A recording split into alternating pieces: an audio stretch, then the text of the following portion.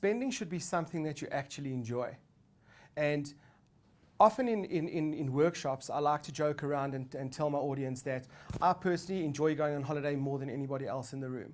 And it's not because when you see me on the beach, I got a bigger smile than you. But the reason I know that I like holidaying more than most people is because no one pre-funds it. No one actually saves towards their holidays.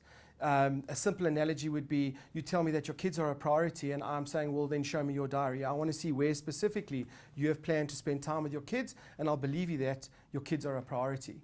Now, spending is the same way. The longest month of the year is January, and the reason for this is because people go away, they haven't planned for their holiday expenses, and they actually have grudge purchases all the way through the month.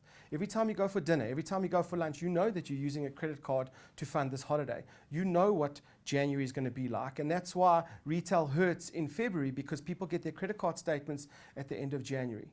Now, why don't you just take 500 Rand, if that's your number, and put it away for 12 months?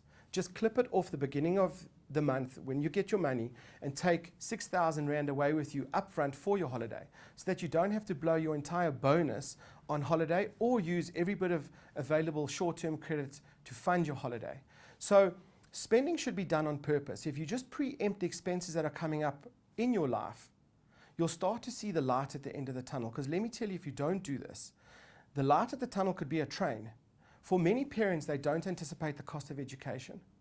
And I don't really believe that anyone could fully pre-fund the cost of education going forward, but what they never really do is make space for the cost of education in their budget. In other words, they may not have saved all the money that was necessary to educate their kids for the next 18 years before the child goes to school.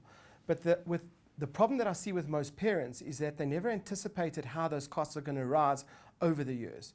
So when young people get married, they have an excess cash flow where you can buy the fancier cars and live in the fancier house.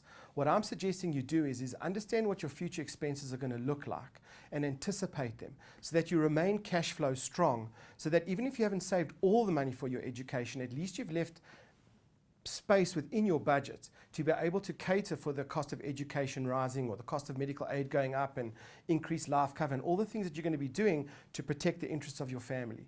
So you should be spending on purpose, and if you plan for it, you'll actually be going away and enjoying yourself.